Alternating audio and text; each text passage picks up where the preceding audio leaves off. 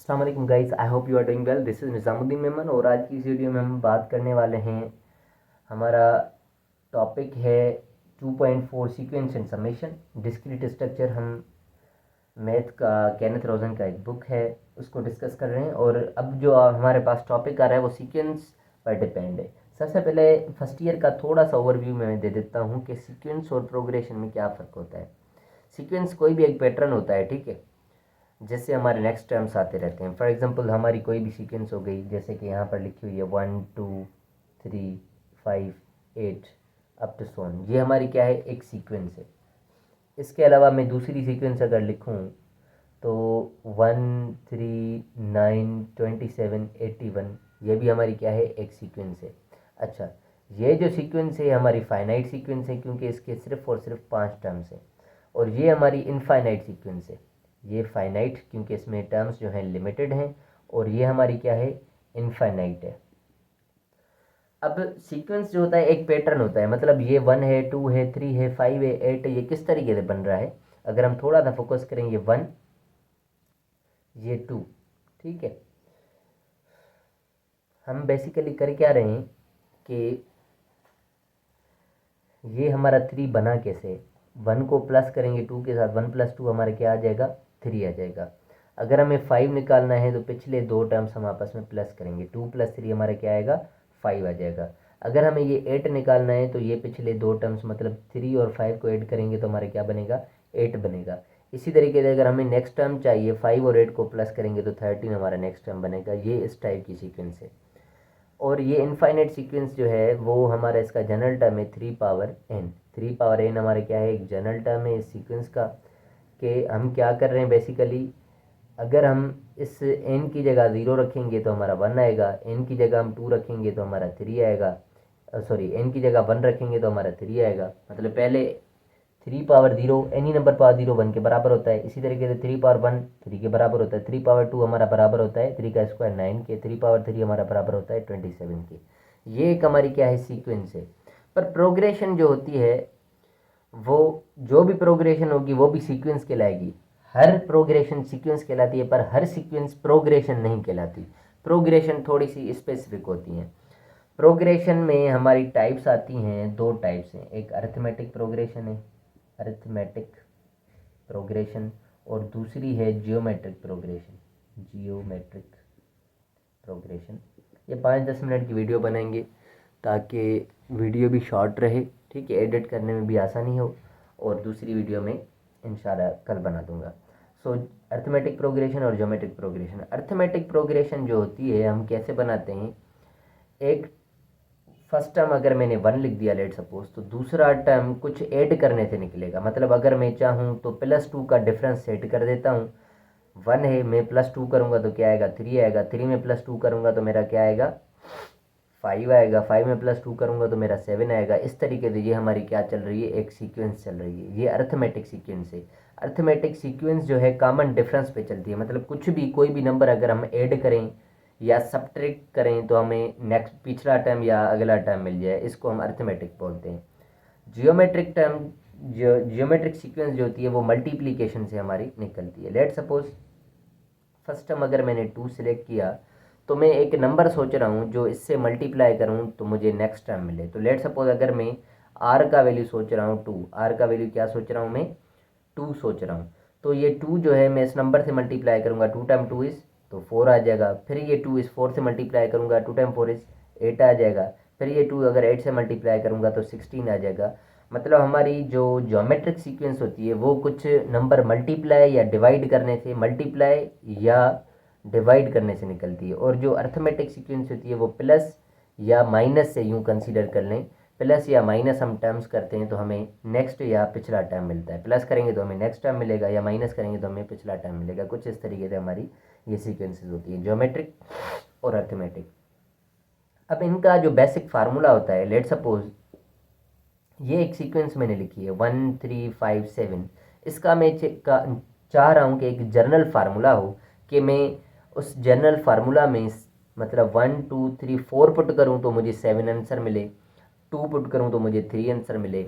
मतलब मुझे general formula चाहिए जिसमें मैं, जैसे कि ये सीक्वेंस है ना, इसका जनरल फार्मूला है 3 पावर n। इसका जनरल फार्मूला क्या है, 3 पावर n है।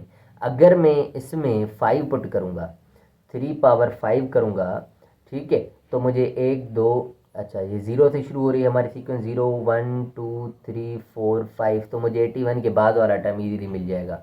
अगर मैं 4 पुट करूँगा तो मुझे क्या मिलेगा, ये वाला 81 टर्म मिलेगा, मतलब 4th टर्म मिलेगा।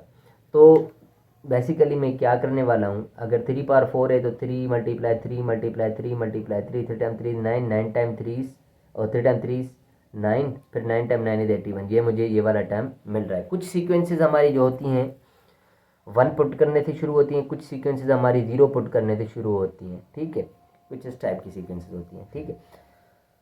अब हम अर्थमेटिक की बात करने वाले हैं। तो अर्थमेटिक का जो अर्थमेटिक प्रोग्रेशन का फार्मूला होता है, जर्नल फार्मूला या जर्नल फार्मूला में लिख देता हूँ, तो हमारा होता है टी एन, nth टर्म मालूम करने के लिए a प्लस या a1 plus n minus 1 into D, ये हमारा जो है वो जर्नल फार्मूला है। अगर मैं इस सीक्वेंस का जर्नल टर्म फाइंड करना चाहता हूँ तो मुझे a1 और d की वैल्यूज इसमें रिप्लेस करनी पड़ेंगी। a1 शो करता है फर्स्ट टर्म को, a1 शो करता है फर्स्ट टर्म को, इस सीक्वेंस में फर्स्ट टर्म क्या है, 1 है, तो मैं T N equals to a1 की जगह मैंने 1 लिख दिया, n की जगह मैं क्या कर रहा हूँ, n ही लिख रहा हूँ, क्योंकि मैं जनरली एक फार्मूला जनरेट करना चाह रहा हूँ, ठीक है। तो d का वैल्यू हमारे पास क्या है, कॉमन डिफरेंस। अगले नंबर में से मैं जब ये 1 माइनस करूँगा, मतलब 3 में से जब -1 करूँगा तो 2 आएगा, इसी तरीके से 5 में से 3 माइनस करूँगा तो भी मेरे पास क्या आएगा, 2 आएगा। तो ये जो है हमारा किसके बराबर है, डी के, कॉमन डिफरेंस के। तो यहाँ पर इस ब्रैकेट में मैं ये 2 लिखने वाला हूँ, जो कि मेरा यहाँ पर 2 है। तो t N is equals to 1, 2 time n is 2n, 2 time -1 is -2, so T N is equals to 1 minus 2 हमारा आएगा -1 प्लस 2n। तो ये मेरा जो है जनरल फार्मूला है, इसमें मैं कोई भी नंबर पुट करूँगा मुझे वो टर्म मिल जाएगा। लेट सपोज मैं इस सीक्वेंस में 3 पुट करता हूँ, ठीक है, n का वैल्यू अगर मैं इसमें 3 लिखता हूँ तो ये मेरा t3 मिलेगा, टर्म 3 जो है हमारा 5 के बराबर है। ये प्रूव करते हैं कि इसमें से 5 मिलता है या नहीं। तो ये -1 सेम प्लस 2 सेम, n की जगह मैं लिख रहा हूँ 3, ठीक है, -1 2 टाइम 3 6, -1 प्लस 6 5, तो ये टर्म 3 जो मिला मुझे क्या मिला, 5 मिला। तो यहाँ पर टर्म 3 मेरा क्या है, 5 है। इसी तरीके से आप कोई भी जर्नल टर्म मालूम कर सकते हैं। आपके लिए मैं असाइनमेंट छोड़ रहा हूँ, ठीक है, इस वीडियो में मैं असाइनमेंट लिखता हूँ, आप 2-3 में सीक्वेंस लिखता हूँ, उसके जनरल टर्म्स मालूम करें, ठीक है।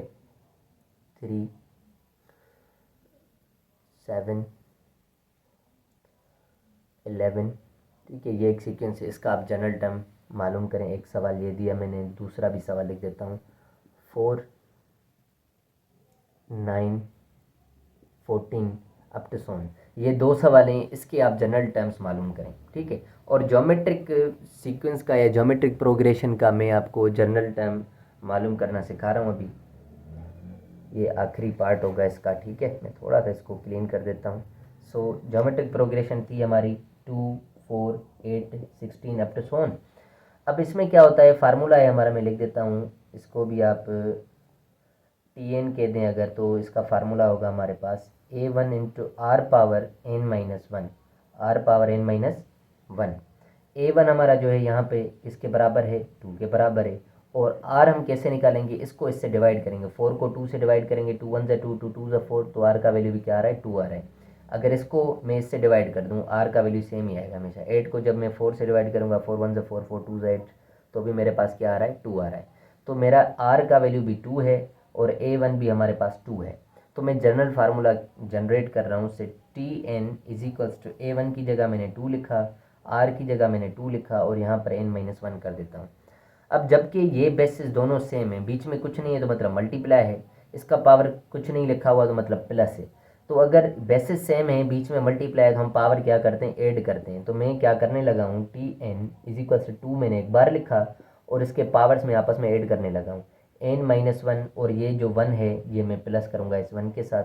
So T N is equals to ये 2 हमारा सेम, ये -1 प्लस 1 कैंसिल आउट, तो ये 2 पावर मेरे पास n बन गया, 2 पावर क्या बन गया, n बन गया। तो ये मेरी जो है वो एक जर्नल टर्म आ गया है। अगर मैं इसका लेट सपोज इस सीक्वेंस का मैं 4th टर्म निकालना चाह रहा हूँ, तो मैं जस्ट क्या करूँगा, n की जगह 4 लिखूँगा। तो T4 इज इक्वल्स टू 2 और n की जगह मैं लिखूँगा 4। 2 पावर 4 का मतलब क्या होता है, 2 मल्टीप्लाई 2 मल्टीप्लाई 2, 4 दफ़ा 2 लिख के उनको मल्टीप्लाई करें। 2 time 2 is 4, 4 time 2 is 8, 8 time 2 is 16। तो क्या हमारा T4 16 के बराबर है? बिल्कुल है। तो ये जो था ये जनरल फार्मूला था, ये आप याद कर लें। और मैंने अर्थमेटिक का भी बता दिया, वो भी, इसके भी 2 सवाल लिख देता हूँ, वो आप ट्राई कीजिएगा। ये असाइनमेंट है आपकी नंबर 1, ये AP की है और ये GP की दे रहा हूँ, ठीक है। 3, 9, 27 अप टू सोन, इसका जनरल फार्मूला फाइंड करें। ऐसे ही मैं ये लिख रहा हूँ 6, 12, 24, ठीक है, इसका जनरल फार्मूला फाइंड करें। So guys, thank you so much for watching my videos. ये अपने दोस्तों के साथ ज़रूर शेयर करें। नेक्स्ट वीडियो में हम मिलते हैं नेक्स्ट टॉपिक के साथ। अल्लाह हाफिज़।